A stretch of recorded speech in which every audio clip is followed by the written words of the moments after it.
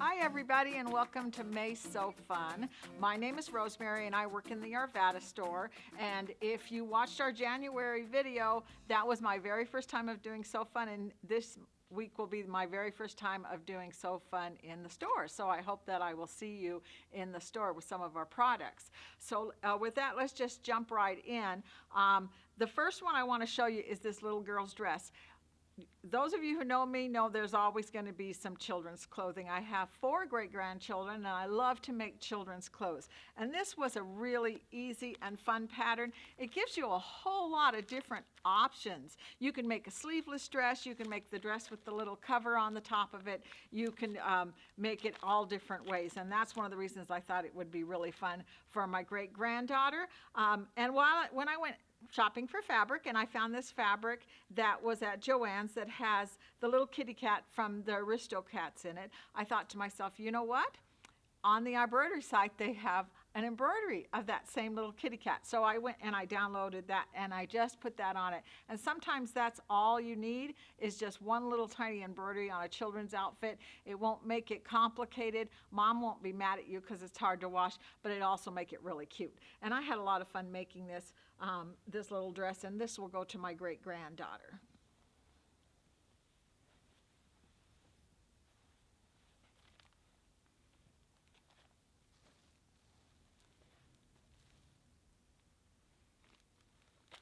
Whoops. Okay. So the next garment that I have for you is a very easy pull over the head blouse. And I really liked making this because it's kind of loose and flowy, and it's great for the springtime. I'll have to be honest with you, I don't know what this is. I think it's like a silk rayon, but I do know when I found this pattern, and it is called Indigo Junction Gathered Back Front and Tunic. I didn't want to do it in a solid cotton. I wanted to do it in something that would flow a little bit more because it has a little gathering in the back, which not only makes it fun, but it also makes it so it fits very well. I have to confess, when I was making this, I laid out the pattern and I messed with it a little bit, and I was like, I cannot figure out how this is supposed to gather. And then one of my friends looked at it and said, Rosemary, read the directions. It tells you to cut on that line. So if I give you any tips right now on making this, read the directions, because it is a little bit complicated on the back, but it does come out really cute. It's a nice, really fun, easy to wear blouse for just about any figure, and I know you'll have fun wearing it.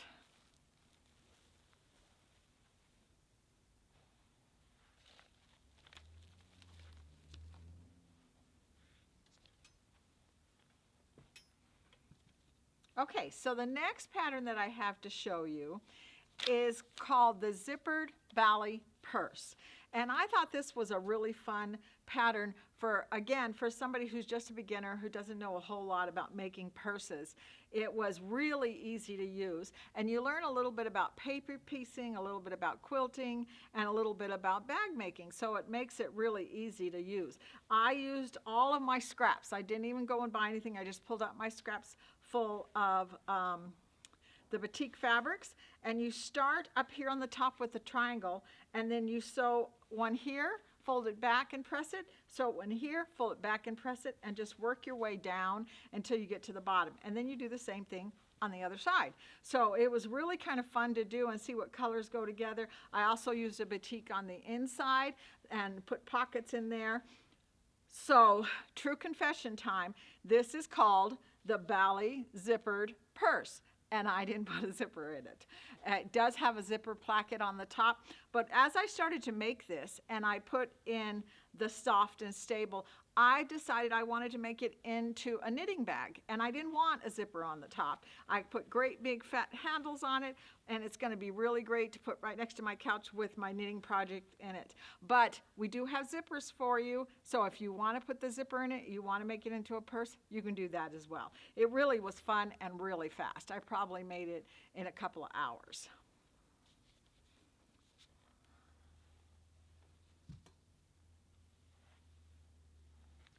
Okay, so we should always have at least one project that you can do that's an embroidery design that's done in the hoop, and that's what this one is. And it is by Sew O'Very Designs. It's a coloring book zipper bag. And it was really fun. It actually makes completely in the hoop. But I have to tell you that sometimes when you're about halfway through, you start thinking, how is this going to turn into a bag? Because you finish it up, you put the layers on, you turn it inside out once, and then you turn it out inside out a different way, and then you turn it inside out a different way. So it took me a little while. I was really worried I was doing it wrong and it was not going to come out good. It does have a really cute little pouch in the back. It zips up the front here. Let me see if I can get this open with my zipper.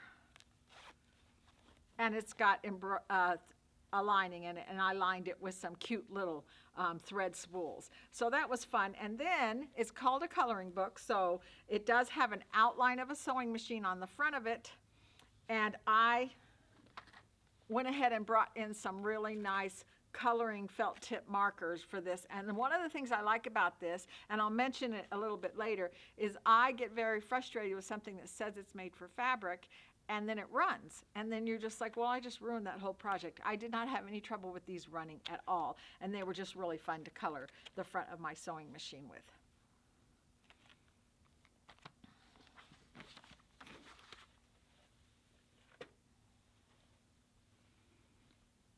Okay, so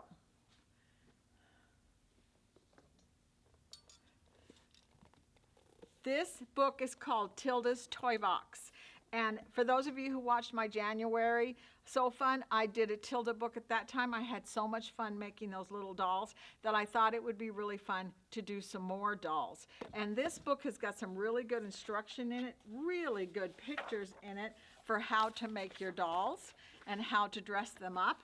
And then it also has some other little fun things that you can do, including, let me see if a little applique monkey and a stuffed monkey. So of course I had to do some of that too. So here's a doll that's made exactly the way she tells you to do in the pattern. She has a little jacket, she has some red polka dots and a dress, and even some little panties. The legs and the hands are really, really simple. And if you use some of the techniques we did before with the freezer paper, you'll find it goes together really fast. The only thing I had a problem with was when I went to draw the eyes on there, it ran, and that made me unhappy. And that's one of the reasons why I wanted these other felt tip markers. So what I did was I have some colored pencils, and I kind of scribbled all over her face and gave her some color and fixed the mistake. And it's really hard to tell that that felt tip marker ran. But when I did the next one, I painted her eyes on there. So that I didn't take a chance of it running. And then because I'm a doll maker and I like to make all different kinds of dolls, I disobeyed her instructions about painting the hair on, and I used a hot glue gun.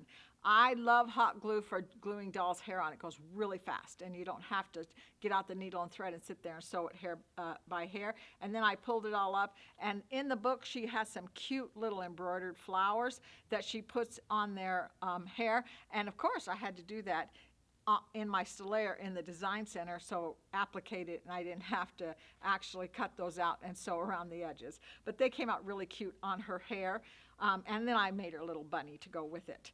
But after I finished making these, and when I moved on to doing the little monkey that's in there, I started thinking that why not, if it's not for a baby, if it's something you're making for yourself and you want to put it up as a decoration, why not go ahead and just sew some little buttons on there. So I ordered in these little black buttons. They are just absolutely adorable. And even if you didn't use them for the eyes, you can use them for the front of the dress so that you have little teeny tiny buttons, which are really hard to find if you're looking for them in a fabric store. Another thing I wanted to point out is that this little monkey, she tells you to sew the arms on with just using some thread and a strong needle. I thought that was just a little bit on the ridiculous side. I've made enough dolls, and I know that sometimes they pull the fabric and tear, especially if you have a child that wants to grab it like this. So what I do is I use covered buttons. And if you've ever used covered buttons before, you know that they have the smooth part, and they have the part that goes inside after you put the cloth on it. Well, if you take this part that has a little loop on it and you put it inside your monkey on the inside and then put it on the inside of the arm, you can use a strong thread and sew those two loops together. And not only does it hold really well, but it also makes his arms and legs really floppy and really fun, especially if you're going to make it for a little child. So that's the way I do it. I've been doing it that way for years, and it works really good. The other thing I brought in when I started making all these is this. It's called a thimble pad, and I'm going to open this up just so I can show you. It's like a little piece of leather that's very sticky, and then you put it right on the edge of that finger that always seems to get a hole in it. If you do a lot of hand stitching, you're going to find that there's always that place that you push on the back of the needle with. Even when I put my binding on, I find that I push in the same spot and I end up with a hole in the side of my finger. So this is great. I've never been able to use metal thimbles, but these work absolutely wonderful, and you have a whole bunch of them. So when the sticky wears off, you just move on to the next one.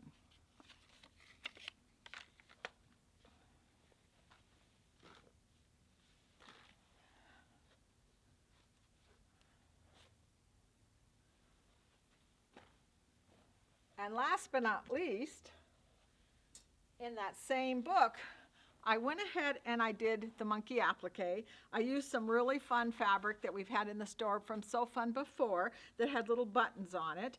And then I put it on my Stellaire sewing machine. I put a little batting behind it, and I did one of the fills that are in the design center. So I thought that made a really cute little baby pillow that I just put on my hearth on my fireplace along with some of my dolls, and it comes out really cute.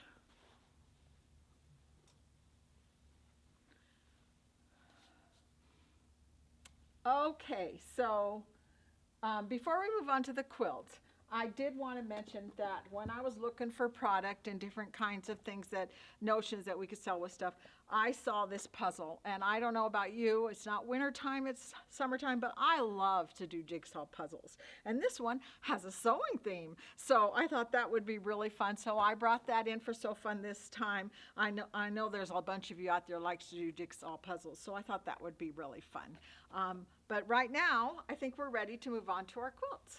Okay, so let's talk a little bit about our book club. I've been having a lot of fun reading these books, and this one is called Stitched Together, and Sarah is back with all of her friends. Her and Charles have gotten married, and they're looking into buying a new house, maybe even having one built for them that's big enough for the two of them. But of course, something always goes wrong, correct? So something bad happens to one of the crowd that you're used to, all the characters, and Sarah and Sophie have to figure it out and save the day at the end. And while she's doing that, while she's figuring out the murder, she also learns a new thing about panel quilts, and she finds some fabric in the store that has kind of an oriental theme to it, and she just thinks they're absolutely beautiful, and she makes a panel quilt. I personally was not able to find any kind of fabric like that and did not want a panel quilt that looked like that, but I wanted to follow the theme and make a panel quilt. So I got this on the internet. It's called She Who Sews, and it's a really cute, great, big, huge panel that has a sewing lady on it. And there's even, if you look really closely to the panel, there's a little reference to the Bible verse that says, "He who sews." So look for that, and you'll find it in there. Then I wanted to put some more panels around the outside, and I found some really cute Lorelei ladies that also have to do with sewing. And the big red polka dots just added to it, so it's a really bright, fun quilt that I had a lot of fun doing, fast and simple. And I know whatever panel you've been looking at, you'll have a lot of fun putting one together and making a quilt like this. So the next book that I have for you is called Fat Quarter Quilting Fun. And it has a lot of really easy to make quilts in it. If you're not a really intricate quilter, you just like to do big squares that go together quickly, this is definitely the book for you, because I am not what you would call a real experienced quilter, and I had a lot of fun doing this and thinking of it as I looked in it. what would I do if I made a really fast and easy quilt? But you know, I can't do it really simple and easy. So what I did was I bought some fabric online that was extremely bright. My daughter loves bright colors. She has Day of the Dead in her kitchen and her living room. So I found this. It's called Carnival. It is really bright with lots of polka dots and bright colors on it. And then I had some leftover Day of the Dead fabric. There's just 2 squares in here that I put in here, but I just thought this really completed this quilt. It's really fun, it's really bright, but it came out really beautiful, and I know my daughters just absolutely love it. And then I decided I'm going to go ahead and put this on my Solaire sewing machine, and I'm going to use the Design Center to draw a sugar skull and make that my quilting. So if you get up close, if you come to some of our Sew Fun events, you will see that in the quilting there is sugar skulls in the quilting, and I thought that came out really fun too. So I have another book for you. It's called Scrapbook of Quilts, and I bought this because we got in some rulers that had to do with doing a kind of a pinwheel effect. Let me see if I can get you a picture of it. It has like a flower pinwheel in it, and the rulers go with that, and it creates a little bit more of a complicated quilt than I'm used to making, but I thought it was a good challenge and I wanted to do that. But once I got the book and I started opening it up and looking through the pages, there was also this really fun quilt that looks like spools of thread. And any book that says a scrapbook of quilts, I'm going to use to get rid of that stash of scraps that I have. So when I went to go make this quilt, I did not follow any rules. I used the scraps that I had in my stash, and if you look at it, it's just crazy. Different colors and different fabrics all over it, but it is spools of thread, and I had a lot of fun making it. And then if you look at the pattern, it shows these little white squares with triangles around them, and I thought, I don't want to do that. That's work, and that means you got to know how to quilt, and you got to know how to put your corners together and make it look good. But I thought, you know what, it really does need that. So I am really happy that I went ahead and put that border on there because I think it kind of completes it. And then I put a little bit wider one on there to make it a little bit bigger quilt. Very happy with the result. Went ahead and used in the Luminaire, the Brother Luminaire sewing machine, there is a quilting pattern built into it that has little sewing machines and little pin cushions. So I used that to finish the quilting in it, and it just came out really nice. So the other quilt that I made from this book was called Joann's Oregon Trail Quilt, and that's the one I was talking about a second ago that was made from the Oregon Trail template set. And as I said before, it was a little bit of a challenge for me to use these templates. They kind of slid all over the place when I was trying to cut them out. So what I ended up doing was using my friction pins and tracing them right on the fabric and then cutting that out. It made it really easy for to get the shapes correct. It does have kind of a strange little triangle shape on it. And but I had a lot of fun doing it. I'm going to put this down for a second. And you just put it up and you cut them out, and then you snowball the corners. I have to tell you, as I was learning how to make this quilt, my boss in our Avada store has a sign in her office that says, if there's a quilter in this room with a seam ripper in her hand, this is not the time. And I really understand that, because there's going to come a time where you think, well, this piece goes here and this piece goes there, and you go to sew them together, and then you go, that's wrong. I did that completely wrong, and I sewed 6 pieces, so I had to rip them out. But it was a really good experience for me to make something like this. It is a scrap quilt. It has all different colors in it, but my granddaughter said she wanted a blue quilt, and I went to the store and I found in our Arvada location we had some layer cakes that had some beautiful kind of old-fashioned fabric that was in blues, and I went ahead and I got that and I made it, and I started thinking, she's not going to like this. She's 16 years old, and this is kind of like country chic. But you know what? I showed it to her, and she absolutely loves it. So I'm very happy with the way it came out. It's a nice big quilt, and it was a really good learning experience for me. So if you want a challenge, I would say go ahead and take this on. I think you'll really enjoy making it. The next quilt that I have for you today is just a fun spring quilt. I saw this on YouTube, and it's called Brightly is the pattern, and it's by Cut Cut Sew. It's really easy. You don't have to be a really experienced sewer to make it. It's a chain quilt where it looks like all of these pieces are put together in a chain, but basically it's just a square with squares inside of squares. So it's really easy to make.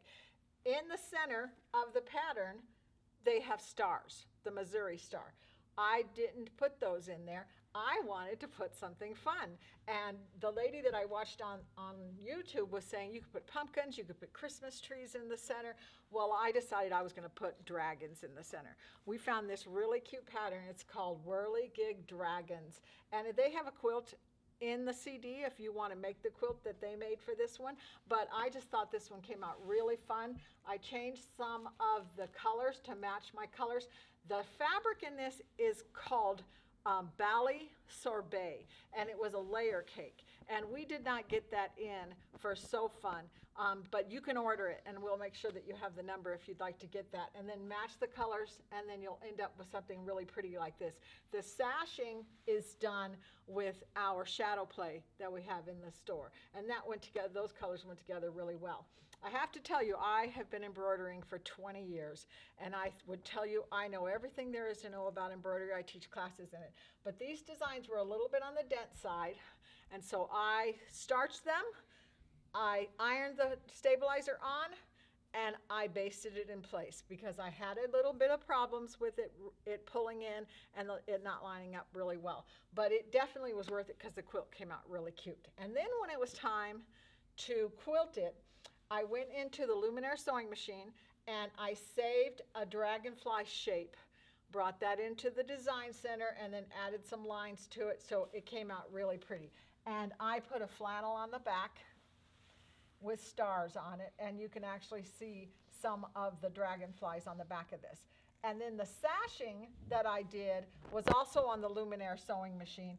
You know the sashing program that's in there that's a little bit hard to figure out? You start and you put it in the measurement of your quilt, and then the machine will walk you through each and every corner and take you all the way around. And this did a great job, and I really loved the way the sashing came out on it. So I think this is probably my very favorite quilt that I made for this So Fun. So the book that I showed you before, the fat Quarter Quilting Fun with the Day of the Dead quilt, I also thought it would be really fun to make a little bit more simple quilt and something for a boy. I have a grandson, his name is Diego, and he's 16 years old, and he told me that he wanted some sports fabrics. And I thought the pattern that they had in here that had the great big huge squares would be fast and easy, and it would be something that he would really like. I went to the store and I bought some Colorado fabrics, and he told me he did not want the football team on here, but he liked all the rest of them. He said, just go buy something else. So if you look at it, there's the Seahawks. I don't even know who the Seahawks are, but I put it in there because it's a sports fabric. And if you look at it really close down in here, there's even a San Diego Charger fabric. I'm from San Diego, and this fabric has been in my house for a long time when they still were from San Diego, so my grandson has memories of that, and he'll appreciate having that in there just a little bit as a reminder of the San Diego Chargers. So it's a fun quilt for if you've got a young man in your life, something fast and easy, and then just to kind of mix it up a little bit. I went into the design center on my Still Air sewing machine and I wrote in his name and I quilted it with that. So if you look at it really close, it says Diego, Diego, Diego all over it. I told him, I said, you'll never be able to give this away because it has your name on it.